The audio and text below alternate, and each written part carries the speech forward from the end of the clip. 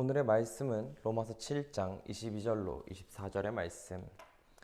제가 가진 성경 신약 249페이지에 기록되어져 있습니다. 로마서 7장 22절로 24절의 말씀.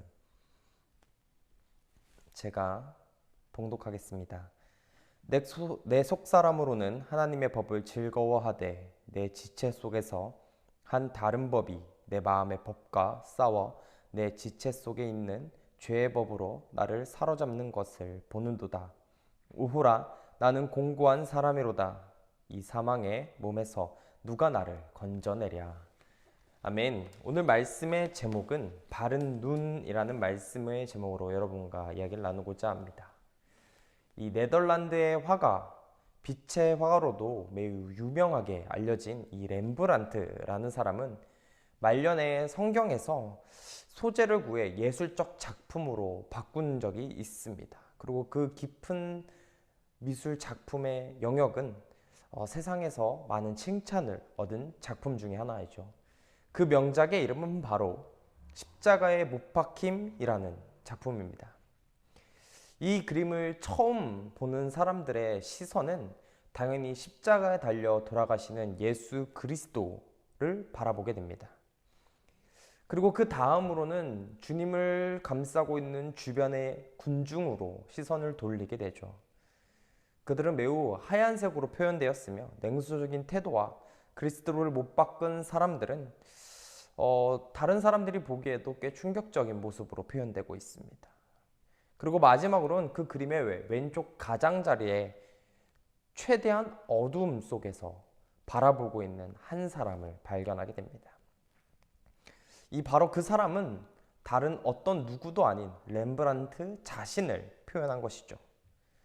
그는 자신의 죄로 인해 그리스도께서 십자가에 달려 돌아가셨다 생각을 하며 이 그림을 표현하고자 그렸다고 합니다. 바라보는 시선에 따라서 그 그림은 어떠하게 표현되는지 또 어떠한 생각을 주는지 서로가 다르게 집중되고 할 겁니다. 누군가는 이 예수님의 십자가의 사건에 주님이 달린 십자가에 집중을 하는 반면 이 그림을 보고 누군가는 군중으로 누군가는 어둠에 홀로 남아있는 이 렘브란트에게 시선을 돌리게 되겠죠. 바라보는 시선이 이만큼 그림을 보는 시각의 차이를 가져오게 만듭니다. 같은 그림을 보아도 이 사람의 시선에 따라 그 그림의 해석은 매우 달라지게 되어져 있습니다. 그렇게 그림을 그린 사람은 그 그림의 의도를 분명히 넣어야 되며 또한 그 그림을 보는 사람들조차 그 의도가 무엇인지 파악하려 노력하는 것이 어찌 보면 그림을 재미있게 볼 수 있는 방법 중에 하나이지 않을까, 혹은 중요한 부분이라 저는 생각을 합니다.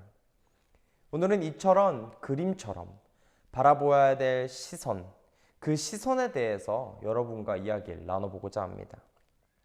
오늘 본문의 말씀인 22절과 23절, 이 내용은 바울 사도가 분열하고 다투는 자신의 스스로의 속사람과의 관찰을 고백한 내용입니다. 바울은 먼저 다음과 같은 말씀으로 이야기 시작합니다. 내 속사람으로는 하나님의 법을 즐거워하되 라며 이야기하고 있습니다. 이 사람의 이 하나님의 법을 즐거워하는 속사람이 바로 그리스도를 믿고 거듭난 성도가 얻는 새 성품이라는 것입니다. 그 다음으로는 바울이 내 지체 속에서 한 다른 법이 내 마음의 법과 싸워 라고 고백하고 있습니다.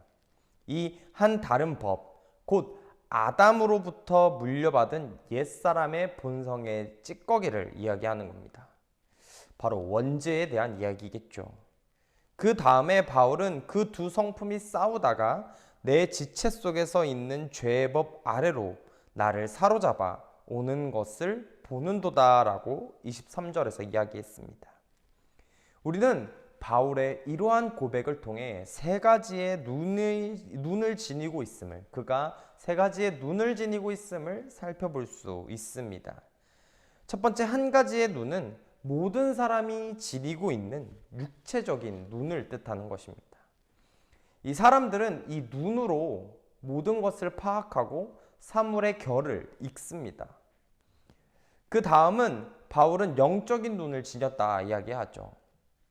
두 번째가 영적인 눈인데, 하나님을 사랑하고 하나님의 법을 볼 줄 아는 눈이 바로 영적인 눈을 뜻하는 것입니다. 이 눈은 곧 믿음의 눈이요, 이 눈으로 그리스도를 보고 그리스도와 함께 교제할 수 있다라는 것입니다. 물론 거듭나지 않는 사람들은 이런 영적인 눈이 전혀 존재하지 않을 것입니다. 끝으로 바울은 자기의 영적 상태를 관찰하는 세 번째 눈이 있다 이야기했습니다. 이 세 번째 눈이 참 중요한 눈인데요. 자신의 영적 상태가 정상인지 혹은 비정상적인지를 관찰하는 눈을 우리 성도들은 지니고 있어야 한다는 것입니다. 바울은 분명히 자신 안에 있는 옛 사람의 본성의 찌꺼기가 새 사람의 성품으로 사로잡아 오는 것을 보았도다라고 이야기하고 있습니다.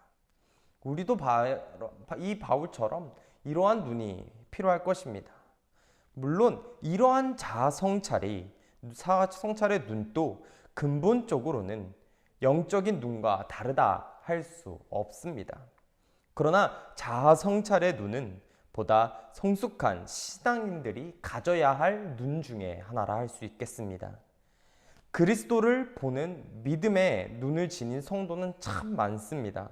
그러나 자신의 영적 상태가 어떠한지 되돌아볼 수 있는, 관찰하고 감시할 수 있는, 즉 자아 성찰의 눈을 지닌 성도는 그렇게 드물다 이야기할 수 있습니다. 그러니 이 눈이 있어야 성도들은 하나님 앞에서 올바로 행할 수 있게 되는 것이겠죠. 자신이 지금 하나님이 원하시는 길을 잘 가고 있는지, 자신의 의지가 아닌 선을 향하여 가고 있는지, 아니면 세상의 불의를 향하여 가고 있는지를 볼 수 있어야만 할 것입니다. 그렇다면 이 자아 성찰의 눈은 과연 어떻게 얻을 수 있는 것일까요? 먼저 주님과 늘 깊은 교제를 나누는 생활을 해야만 얻을 수 있습니다. 그리하면 주의 영인 성령님께서 자신의 상태를 관찰하는 눈을 주실 겁니다. 주님과 깊은 교제를 나누지 않는 사람은 자기가 아닌 이성의 눈 밖에는 지니지 못할 겁니다. 그래서 자신의 영적 상태를 분별하는 것조차 할 수 없어지겠죠. 그 다음은 하나님 말씀에 늘 자신의 상태를 비춰보아야 합니다. 눈을 가졌다고 한들 보지 않는다면 아무런 의미가 없는 것과 동일한 것이겠죠. 하나님의 말씀은 우리의 영적 생활의 척도입니다. 말씀을 가까이 하는 성도는 자신과 타인의 이 영적 상태를 관찰할 수 있는 영안을 지닌 사람이 됩니다. 여러분, 이렇게 자아 성찰의 눈을 지니고 있어야만 하나님이 원하시는 올바른 신앙인의 길을 걸어갈 수 있다는 것입니다. 또 옛사람의 본성의 찌꺼기를 쳐서 복종할 수 있는 순종의 그리스도인도 될 수 있다는 것이죠. 그리고 이 눈으로 자기 잘못과 죄를 발견하여 회개할 때 예수 그리스도를 닮아갈 수 있는 것입니다. 우리 한국교회 성도들에게 필요한 것이 바로 자아 성찰을 할 수 있는 바른 눈이 필요하겠죠. 남의 눈에 있는 티를 보기보다 내 눈에 있는 들보를 보라 이야기한 것처럼, 다른 이들이 잘못되는 것을 잡기 위해 시선을 돌리는 것이 아니라 내가 먼저 변화될 수 있도록 내 스스로의 모습을 되돌아볼 수 있는 저와 여러분이 되시기를 바랍니다. 그 다음 말씀을 살펴볼까요? 24절은 바울 사도의 비탄의 절규입니다. 바울은 다음과 같이 절규하고 있어요. 오호라, 나는 공고한 사람이로다. 이 사망의 몸에서 누가 나를 건져내랴 라고 말입니다. 지금까지 바울 사도는 자기 자신 안에 두 자아가 싸우고 있는 것을 보았습니다. 한 자아는 하나님을 사랑하고 하나님의 법을 행하기 원하는 자아였습니다. 이 자아는 하나님께서 그리스도를 믿고 거듭난 성도에게 주신 새 성품입니다. 또 다른 한 자아는 선을 행하려는 대신 이 악을 행하고 악을 행하지 말라는 하나님의 명령을 어기고 악을 계속해서 진행하는 자들이겠죠. 이 자아는 앞에서 말씀드린 타락한 아담에게 물려받은 옛 본성과도 동일한 것입니다. 그런데 바울은 자주 옛사람의 이 본성이 새 사람의 성품을 이기는 것을 체험했다 이야기합니다. 그러니 얼마나 괴롭고 슬프겠습니까? 그러므로 그는 본문과 같은 탄식과 고백을 우리에게 전하고 있는 것이겠죠. 그러나 바울은 항상 이처럼 죄책으로 인해 고통스러워하며 살지만은 않았습니다. 그는 그리스도를 믿은 이후로 늘 기쁨이 넘치는 생활이 계속되었다는 것입니다. 왜냐하면 이 그리스도의 구원의 은혜로 율법의 요구 조건이 모두 만족되었음과 자신이 성화의 과정 중에서 이러한 율법의 선악의 기준을 제대로 만족하지 못한다고 하더라도 그것이 죄의 결과인 영원한 형벌과는 전혀 관계없음을 이미 깨달았기 때문입니다. 따라서 본문에서 바울이 탄식하는 것은 다만 그리스도의 대속과 이 구원과 중보 은혜가 배제된 상태에서의 자신의 모습을 이야기하는 것이겠죠.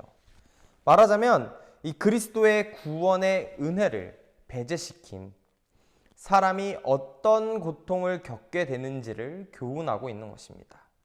결국 그리스도의 구원의 은혜를 의지하지 않고 스스로 율법을 지키려고 노력하는 사람, 스스로 하나님 앞에 의롭게 되려고 노력하는 자들은 사람이 겪는 시행착오와 모순과 갈등을 자기의 경험을 바탕으로 교훈한 것입니다. 아무튼 바울은 그리스도의 구원의 은혜와 단절된 사람은 하나님 앞에 공고한 사람이요 사망의 몸을 지닌 사람이라 결론 지었습니다. 본절에서 이 곤고하다라는 것은 번역하게 되면 헬라어로 탈라이포로스라는 단어인데 이 말은 전쟁에서 패배하여 적의 포로가 된 기진맥진한 병사의 모습을 묘사할 때 사용되는 말입니다. 그러므로 그리스도의 구원의 은혜 없이 하나님의 율법을 지키려고 하는 사람은 결국 율법을 지키지 못하고 죄의 포로가 되어 비참하게 시들어가는 것을 표현한 교훈이겠죠. 아울러 바울은 그리스도의 구원의 은혜와 단절된 사람은 사망의 몸을 지니게 된다고 했습니다. 이 사망의 몸이라는 뜻은 죄와 사망의 세력에 벗어날 수 없는 상태의 몸을 일컫는 말입니다. 이 사망의 몸은 혹 문둥병자와의 몸과 비슷하다 표현할 수 있겠습니다. 몸이 자꾸 썩어져 떨어져 나가고 흉측한 모습으로 변하는 이 문둥병자의 몸은 곧 사망을 상징하는 그 사람이 죽지 않았다고 한들 죽고 있음을 그리고 죽었음을 표현하는 것이겠죠. 그리스도 없이 하나님을 섬기는 자는 부패하고 흉측한 죄인의 모습인 자기만을 발견하게 될 것입니다. 특별히 사망의 몸이라는 말은 고대 세계에서 한 형벌을 생각나게 하죠.